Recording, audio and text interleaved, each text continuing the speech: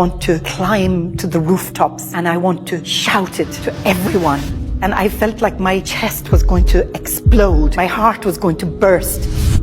She put her arms around me and she said, "I'm so sorry for what we did to you when you converted to Islam. I could have done it differently. I could have, been better." I can't tell you.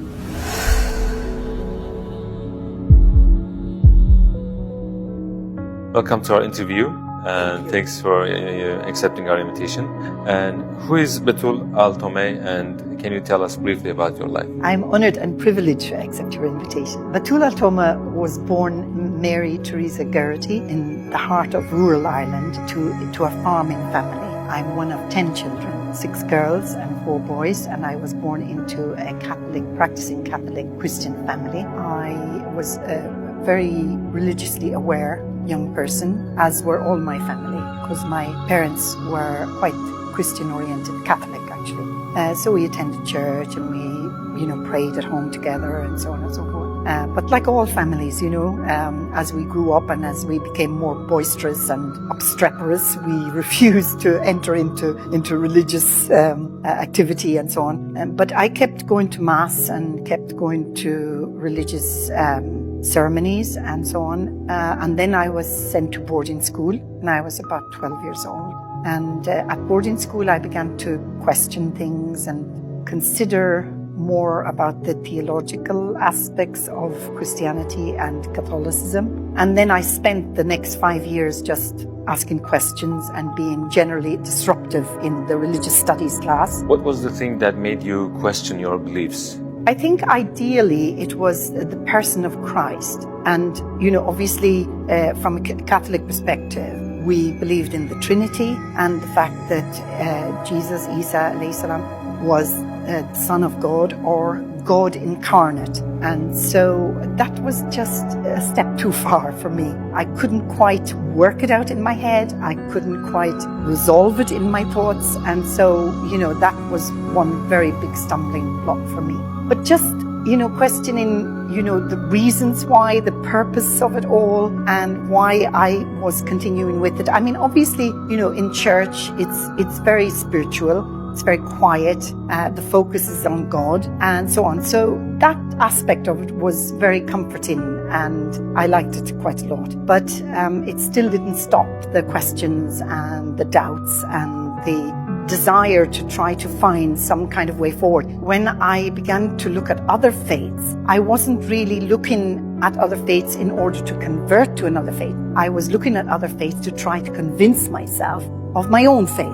So what attracted you to Islam? So I met some Muslims in Ireland. In Ireland at that time, in the late 70s, we had very few foreign people came to Ireland. Ireland was a very insular country at that time. And so when you met foreign people, it was actually quite a surprise, and it was nice to be able to talk to people from outside of Ireland itself and hear about their lifestyle and so on and so forth. So it was kind of intriguing, So I met these Malaysian Muslims. They had come to Dublin to study at the Royal College of Surgeons and other educational institutions like Trinity College and UCD and those universities and stuff. So I met them purely on a social basis, just enjoying food and sharing food and sitting talking and playing badminton and, other things. And then I created a kind of a really good relationship with them, and we used to interact socially quite a lot. And I noticed that there was something about them that was quite different from everybody else. Was it at the time of your quest, finding? Yeah, it was, it was part and parcel of the whole journey for me.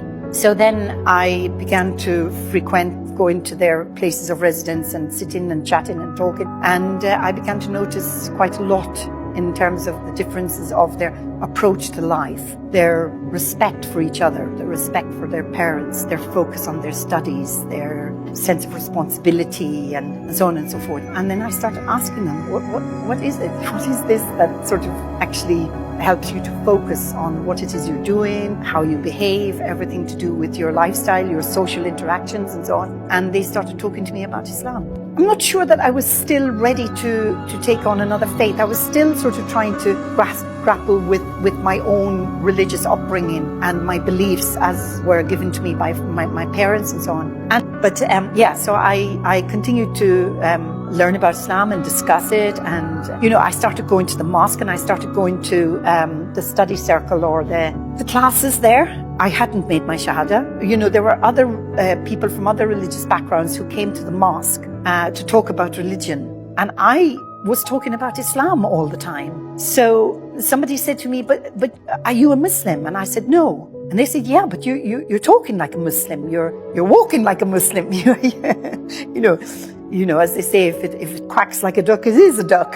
So I began to realize that actually I was more of a Muslim than I was a Catholic. Then that was the beginning of my journey. What was about Islam that resonated with your heart the most? The fact that the person of Christ was regarded as a prophet, Isa alayhi salam, that was the biggest step for me, because now I could understand him, I could learn about him, I could appreciate his mission, his journey, and I didn't have to, constantly argue with myself and cause this trauma within about trying to come to that understanding. So that was the main thing.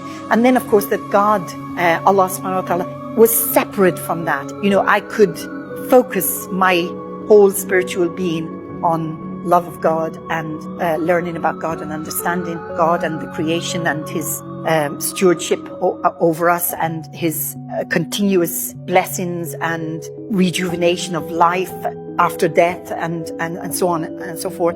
And I could appreciate, understand and respect Isa alayhi salam as his servant and messenger. Can you tell us about your final steps into Islam? It was very smooth, really. I didn't convert to Islam for maybe about 3 years because I wanted to be very sure of what I was doing. And of course, before you make your conversion to Islam, you really spend every night and day discussing, reading books, talking to people, having debates about things. And actually, a lot of that is good, but sometimes you hear some real rubbish from people, So there were lots of things. So there were good conversations and there were conversations that were probably better had not been had. And then eventually, because people regarded me as a Muslim, I was fasting, I was praying, I was everything, but I just needed to do that last step, And so I decided I'd just have a little party and I would make my Shahada. And I did one Friday night we didn't have any mosques in Dublin at the time. So we had nothing. We didn't even have halal meat.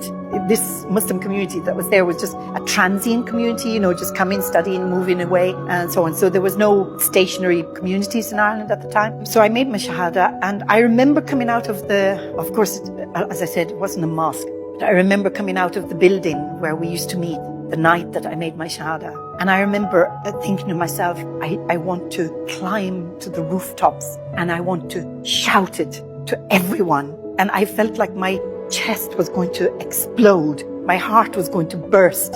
Now, obviously, I didn't know everything about Islam at the time. I was just starting out on a journey. But I knew enough to know that this is where I wanted to be. And I just wanted to, enjoy it from there on in.